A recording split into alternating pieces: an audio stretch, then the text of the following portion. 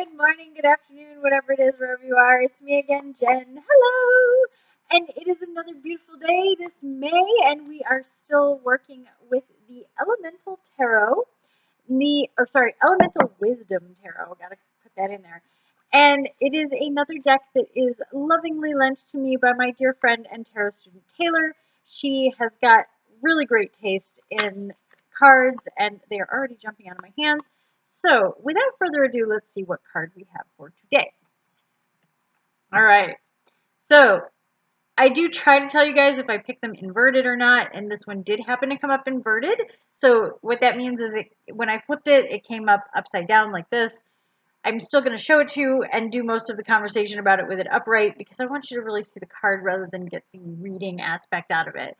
So, this is the Three of Wands, which it is super clear that it is the Three of Wands. We've got 1, 2, 3 wands right there. That is all you need. It looks good. I can definitely see the suit represented and the number represented, especially since, again, the font on this one is no help at all. So what I like about this one is that the ship is in the background in the water, and there is our individual standing here holding one of these wands. It is a very female represented person this time, which usually it's a male, but I don't really feel like it matters. This is kind of when you get to a lot of the lesser arcana and especially the pip cards, gender neutral, whatever, it doesn't always matter. Some it does, but for the most part it doesn't. And in this case, this is essentially a figure who is standing on the shore. She, in a way, it tells the story a little bit because when you look at the pip cards, especially like the 1, 2, 3, and 4, you can get a story out of them. So the card that comes before this, obviously the Two of Wands, the individual is usually standing on a castle wall looking out over the ocean. They are contemplating their choices. When we get to the Three of Wands, they are really pursuing those choices. They have made their option. They want to move on. They are sailing off to another place. They are moving to new ideas and just creating new things and expanding their horizons. When it comes inverted, there is a stalling to that. And it can mean like, oh, there were some errors. Oh, there's been some discrepancies. People feel like they're spinning their wheels. You got to really go back and dot the I's and cross the T's on stuff. Yes, you are probably still going to fulfill your mission, whatever that might be, but it's going to take a little longer than expected. There's going to be a few more glitches along the way. So just when you look at this card, think about those kinds of things. Wands typically represent creativity and creation of things and a little bit of passion because they are a fire sign. I do like that she is wearing red because a lot of people get very confused and they think, oh, swords must be red, must be fire. They are not. Wands are fire, and they ignite that passion, ignite that creativity, ignite that energy to build something, to do something.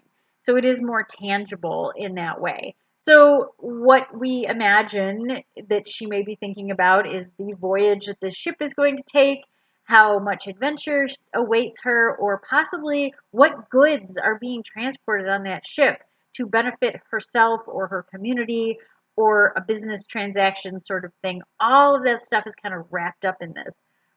Threes are very powerful because you've got your trinities, you've got your maiden, your mother, your crone, your Father, Son, and Holy Spirit, the three-faced goddess. Trinities are a big deal in almost every religion or dogma out there, I feel like, for the most part. I'm sure there will be somebody who says, no, it's not a big deal in this one. So, yes, for the most part, to my knowledge, I will put it out there. So threes are very powerful cards. They are also, again, cards of movement, cards of change, cards of action.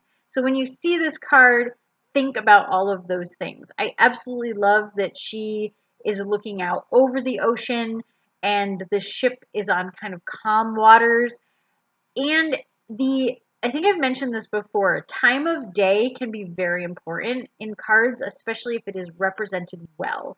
So the fact that this could be a sunrise or a sunset, we don't really know. That is, again, you're on that cusp of changing. Things haven't come to fruition yet, but they are moving. Action is happening.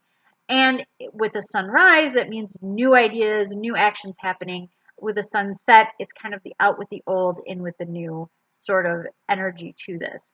So I really dig this card for a lot of the reasons that I've mentioned with the other cards. The artistry is absolutely stunning.